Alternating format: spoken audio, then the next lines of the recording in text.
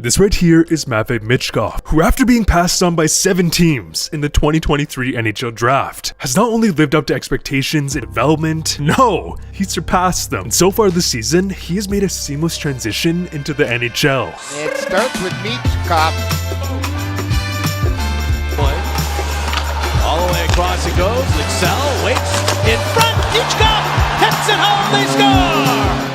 Which makes you think, this kid has the toolset of a franchise player. So how in the hell did he fall to pick number 7? What was going on behind the scenes to make 6 teams pass on him? Yeah, it's been all but confirmed that he preferred Philly, but that doesn't explain why he wasn't even in the conversation for going first overall. And after this past draft, where Montreal would draft another Russian phenom in Demidov, why in the Tabernacle did they pass on Michkov? Were there could have been a reality where they have 2 potential franchise Russian phenoms?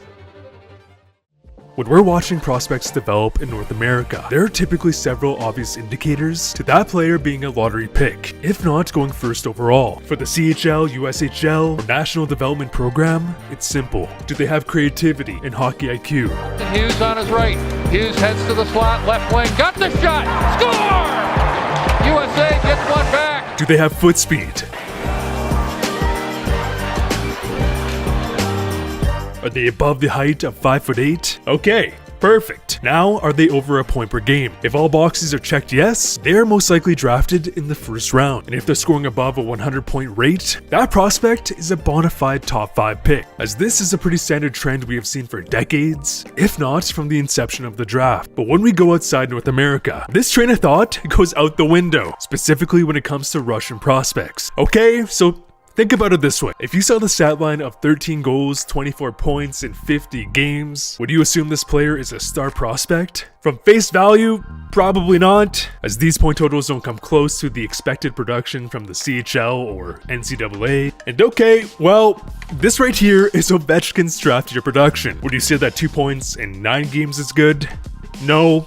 Probably not. Well, this was Nikita Kucherov's draft year production. A 2-time Stanley Cup winner, a bona fide Hall of Famer. But keep this in mind, a lot of top prospects don't get all the opportunities of a star player when playing in a place like the KHL. As it's not uncommon for prospects to get called up to the KHL to play like 2 minutes per game. I've seen it happen many times. So what I'm trying to say here is that when we compare North America to other countries, looking just at point production means nothing. If you single out just Russian phenoms and compare just their production, it paints a much better picture. On this graphic, we have some of the greatest Russian players in NHL history, alongside of the draft, indoor draft +1 production. Here we have Ovechkin at the top of the list, Panarin, Datsuk, Kucherov, Malkin. So we're not just talking about some good players, no, this is a list of Hall of Famers. And well, here is Michkov. Yep, when we compare Michkov to past stars, the kid blows him out of the water and it's not even close. But here's the thing, this right here is Ivan Demidov this season, and right here is Michkov's draft +1 production. So not only has Michkov been putting up generational numbers, Ivan Demidov has been too. The things these 2 prospects have done has become so absurd that we North Americans don't even comprehend what we're witnessing. Это будет опасный момент. Иван Демидов, он в кадре, ну а Дианджело выполнял зрячую. Michkov hit across the line. He waits. He looks. He fires. He scores! The Montreal Canadiens, with everything they have coming on the horizon, have a star on their hands here. On this graphic, we have Russian prospects who would play in the MHL and opted to come to the CHL before and or after their draft year. And the point of this graph is to help us understand the scoring differences between Russia and North America. So the question is, will it go up or go down? Okay, so here's the MHL stats of Russian prospects before they came to North America. Obviously players like Kucherov and Yakupov stick out, and on average, they would combine for a 0.68 point per game average. Okay, and here's their production when joining the CHL. Yep. Now, of course, we can expect to see some type of uptick, as this is just natural progression of a prospect. But when these phenoms opted to come overseas, their scoring production would nearly double, going from 0.68 point per game average to 1.22. So, a 0.54 point per game increase. But okay, Rob, what's your point here? These stats can give a much better perspective to just how absurd both Michkov's and Demidov's MHL stats truly are. In 2022, Michkov would put up 22 goals, 38 points in 22 games. If we then cross-compare with the point per game average difference we just went over, and added to Michkov's MHL scoring, his scoring would roughly translate to 133 points in a 60-game season. Ivan Demidov would put up 60 points in 30 games this past season, meaning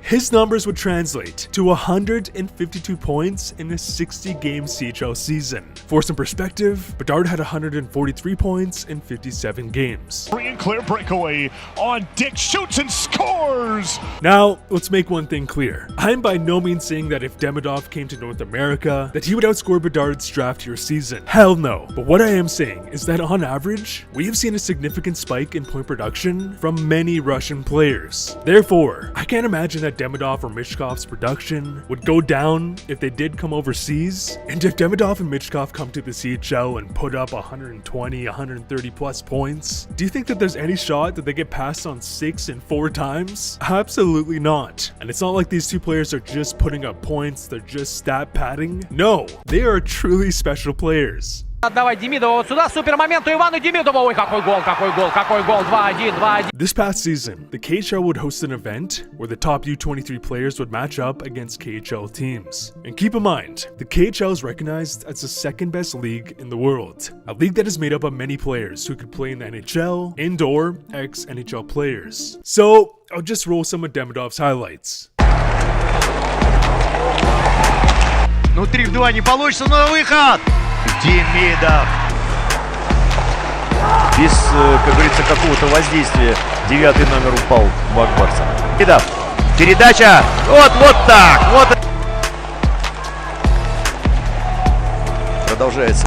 Бросок! This kid on a team of young players would dominate grown men as a teenager. Because as we know, the KHL is not a development league, as they are very traditional with their teams in the sense that even if you're a top player on the team, if you're a young player, there will be many games where you are confusingly placed on the 4th line and just lucky to play even 5 shifts, as this is what would happen to Demidov and Michkov.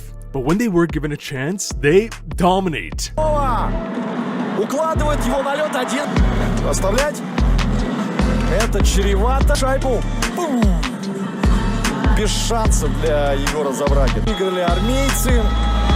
Иван, что скажешь по первым 40 минутам игры? As Michkov is hands down the better prospect in terms of the offensive upside. The kid is a pure sniper with 50 goal upside. But I would make the argument that Demidov has more potential as an overall player. And again, Bedard is a very special prospect. But we can't just ignore the fact of what we've seen from Demidov and Michkov. I would even say it's almost equally as impressive. Might be a hot take. Don't get me wrong, I'd still be taking Bedard first overall. But considering their upside, we're talking about 2 franchise players. And as always, thanks for watching.